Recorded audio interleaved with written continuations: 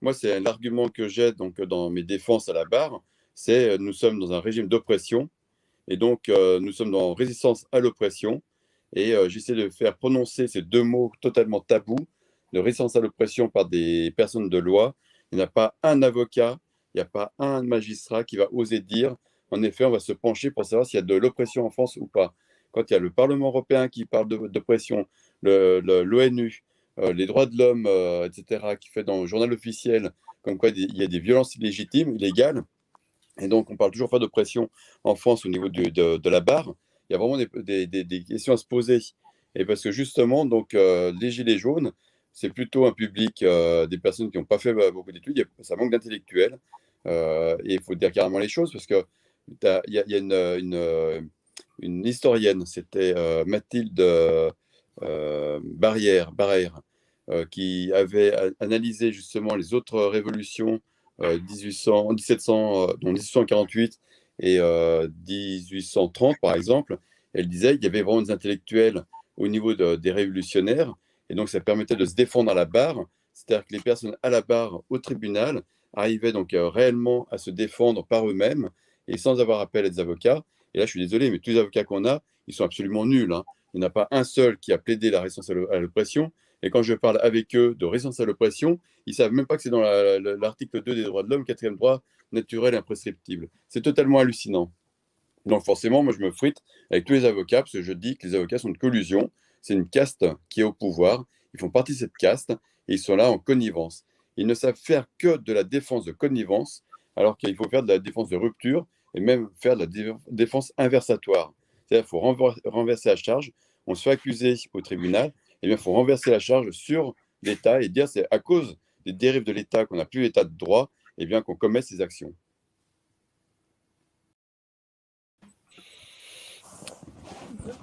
Vincent, Vincent, t'es là? Mais quand Je te donne j'arrive, la on se parole, parle. Stanislas. Je te donne tout de suite la parole. C'est juste, j'avais envie de faire un truc depuis. Ça fait longtemps. Attends, hop là. Il est où Vincent? Il est là. Vincent, il est où Stéphane Espy? Il est où Monsieur Tout le Monde? Regarde, je suis en train de faire une photo de nous trois. Et je vous prends aussi, les gars, mais ça c'est historique. Vous voyez la photo que je vais faire là? Ça, c'est historique. Voilà, comme ça, hop là. Les gars, vous avez tous votre place dans l'histoire. Et merci pour ce que vous faites, chacun de votre côté. Le pire, c'est que des fois, on parle tous de la même chose, mais différemment.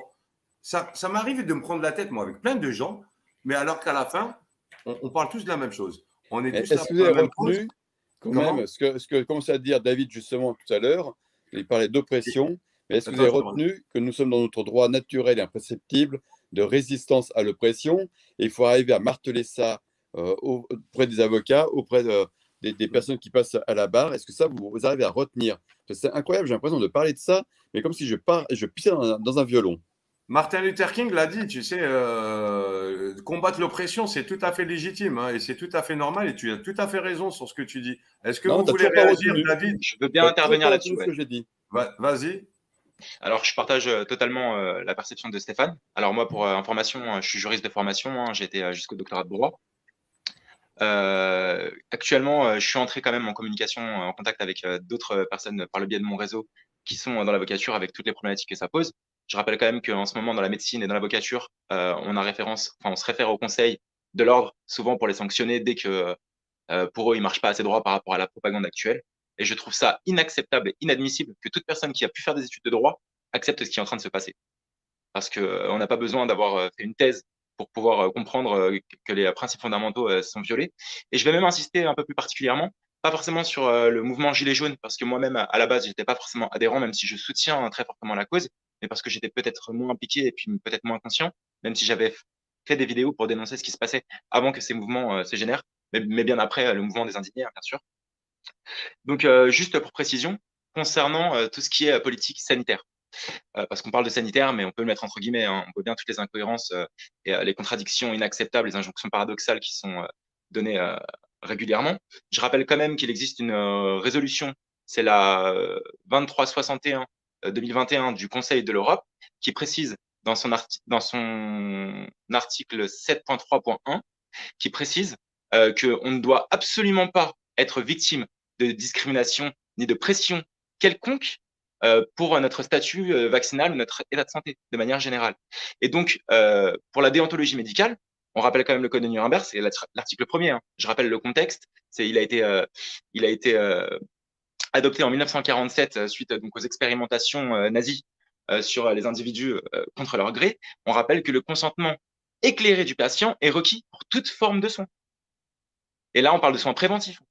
Donc, on a une personne qui théoriquement va bien, on va lui injecter quelque chose. Si elle le refuse parce qu'elle considère qu'elle n'a pas envie de le faire, tout simplement, mais sans avoir à justifier quoi que ce soit, elle n'a pas envie de le faire, elle est dans son droit le plus fondamental et le plus absolu.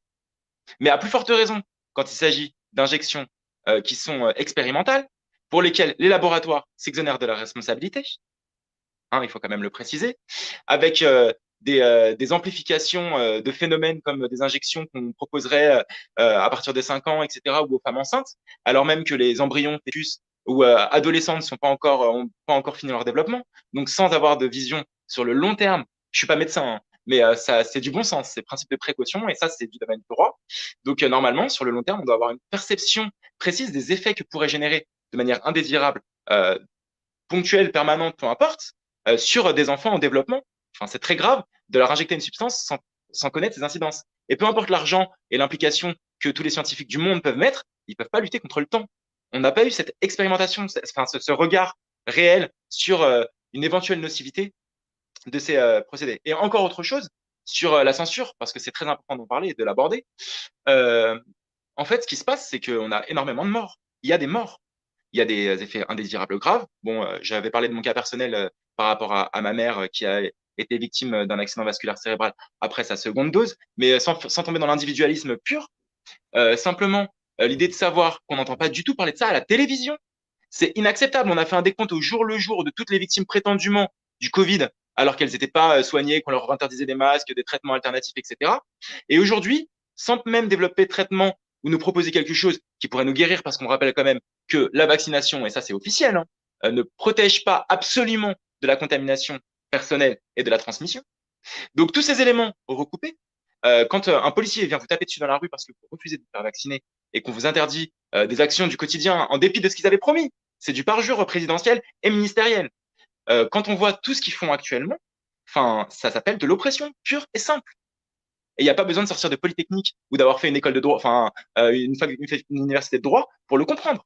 C'est du bon sens, c'est de l'humain, c'est du principe de base. On n'a pas à imposer ces choses-là. Donc, tout policier qui vient vous taper dessus pour vous disperser, mais même simplement à l'état individuel, hein, sans parler même de manifestation.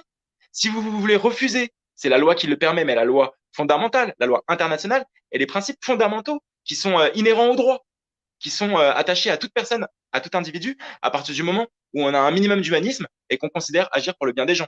Et quand je parle du bien des gens, je parle bien du bien des gens en rappelant que ce qui s'appelle sanitaire actuellement, c'est un pass qui vous empêche d'aller pratiquer du sport, d'aller vous soigner, d'aller éventuellement faire des achats de première nécessité en dépit de ce que les vendus, potentiellement corrompus de certains membres qui participent au Conseil constitutionnel. Mais voilà, tous ces éléments-là pour dire qu'il y a vraiment des abus, qu'il faut vraiment insister là-dessus, que se vacciner ou se faire injecter un produit qui en plus n'est pas un vaccin au sens sémantique et scientifique et juridique du terme, c'est un médicament, une substance ARN, enfin bref, peu importe.